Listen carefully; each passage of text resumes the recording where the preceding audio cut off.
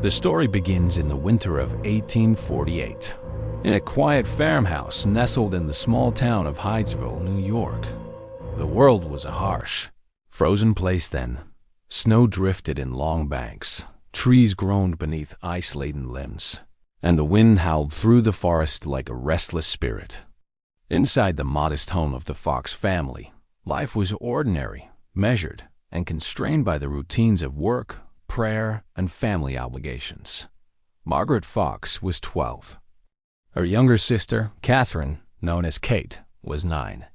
They were children of the frontier, accustomed to chores, to the rhythms of farm life, and to the small comforts of a warm fire on bitter nights.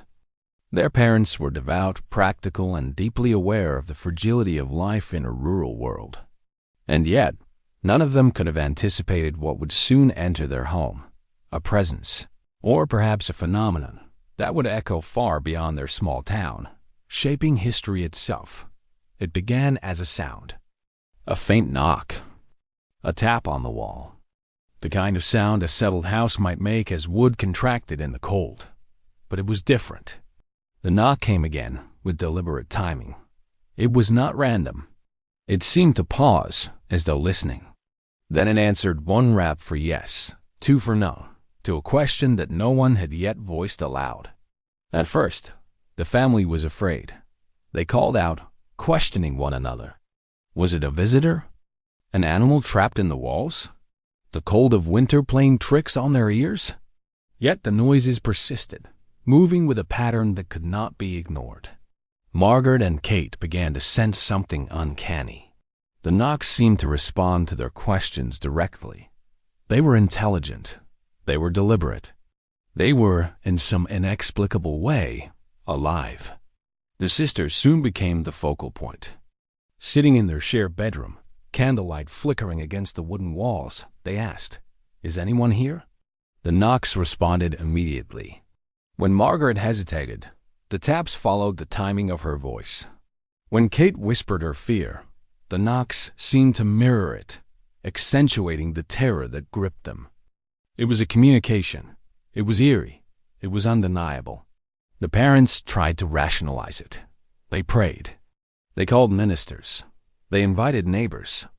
But no explanation sufficed. The noises answered questions the family had not expected the girls to pose.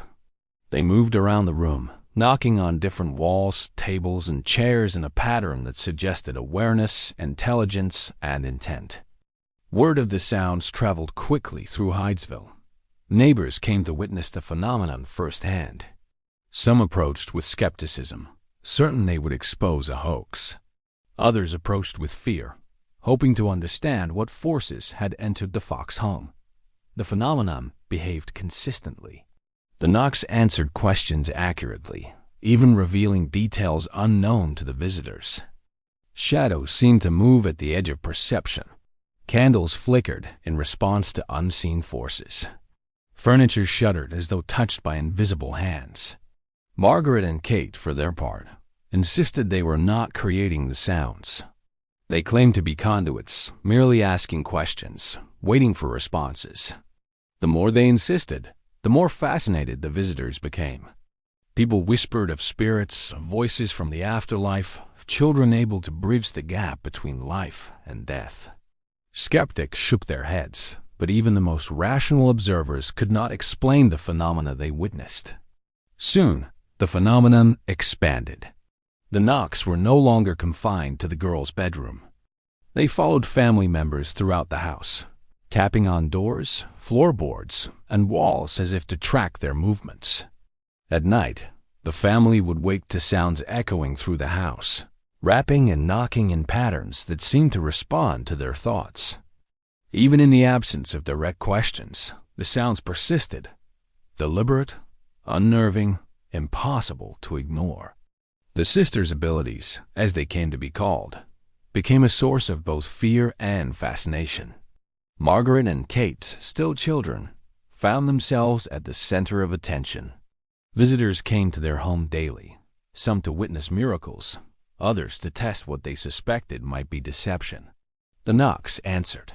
They spelled out names. They provided details that astonished the curious. They offered comfort to some, terror to others. The family's life changed irrevocably. Simple chores became trials of endurance. Nights were sleepless. Candles burned long into the darkness. Each creak, each flicker of shadow, each unexpected sound heightened the tension. Yet the girls were calm. They accepted the knocks as real, as communication, as something beyond understanding. Neighbors spoke of the events with awe. "I have never heard such things," one remarked. "The sounds are intelligent. They know things that cannot be known." Skeptics continued to search for trickery, but the phenomena defied simple explanation. The raps were deliberate, purposeful, and persistent. In the years that followed, Margaret and Kate would grow into young women under the constant gaze of the public. But in this first winter of 1848, they were simply children, terrified, curious, and consumed by an invisible presence that had chosen them. That presence would mark them for life, launching a movement that would span continents, inspire devotion, skepticism, and obsession, and forever change the way humans imagine communication with the dead. The Fox sisters had discovered the unseen world, or at least, they had created the illusion of it. And the world was about to take notice. By 1849, the Fox sisters were no longer confined to the small, snow-laden farmhouse of Hydesville. The faint knocks that had haunted their nights answered questions in candlelit rooms, and moved furniture mysteriously had become a phenomenon. Word had spread across towns, counties, and eventually states. Spiritualists, curious observers, and skeptics alike made the journey to witness the girls, hoping to glimpse the boundary between life and death, or to expose a clever trick. The sisters were now teenagers. Margaret, no longer merely 12, had grown into a poised young woman with an unusual presence. Kate, bright, articulate, and sensitive to the attention, shared the burden of the nightly phenomena with her sister. Together, they became performers in a new, uncharted stage, the public demonstration of the supernatural. The first public seances were intimate. Small rooms were lit by candles. The family arranged chairs in a circle. Curious visitors, neighbors, and clergymen watched as the girls sat quietly. The knocks answered questions about deceased relatives, events of distant towns, and details that seemed impossible to know. Names were spelled out in rhythm. Objects moved slightly. Shadows flickered. Even the most rational observers found themselves unnerved, caught between disbelief and wonder. The Fox sisters quickly realized their gift, or their secret, could attract attention, fame, and income. It was a delicate balance. They did not fully understand the cultural significance of what they were doing, but audiences responded with awe and fear. Families mourning lost loved ones left the seances in tears.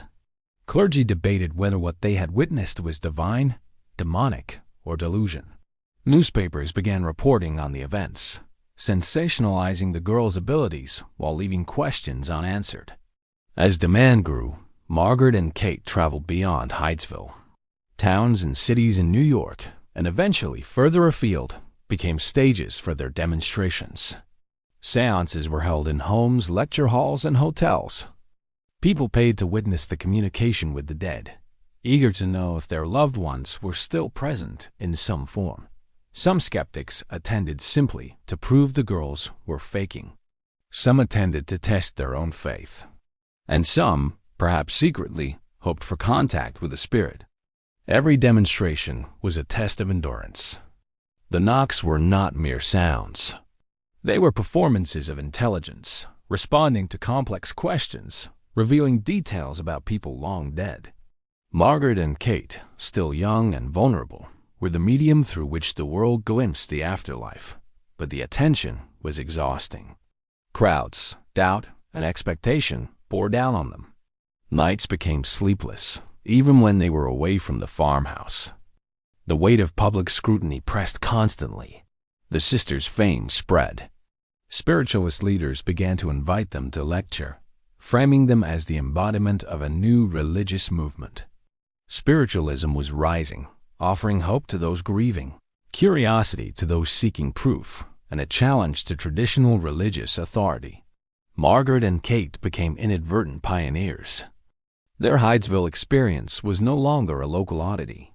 It had become the cornerstone of a global conversation about life, death, and the possibility of communication beyond the grave. Skepticism grew in equal measure. Scientists, clergy, and journalists challenged the legitimacy of the knocks. Some attempted to manipulate the girls, asking questions with incorrect answers, expecting the knocks to fail. Others attempted to catch them in motion. Yet the knocks continued, sometimes with eerie precision. Shadows shifted in rooms. Candles flickered, as if in rhythm with the unseen presence. The audience, regardless of belief, was drawn into the mystery. Over time, the sisters performed in larger cities. Audiences swelled. Tickets sold.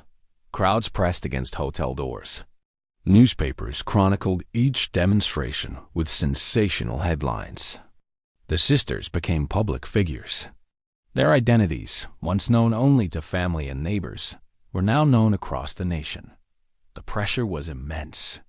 The sisters endured long travel, grueling seances, and the constant burden of public expectation. Margaret, ever careful, tried to maintain a composed front. Kate, sensitive and younger, sometimes broke under the attention.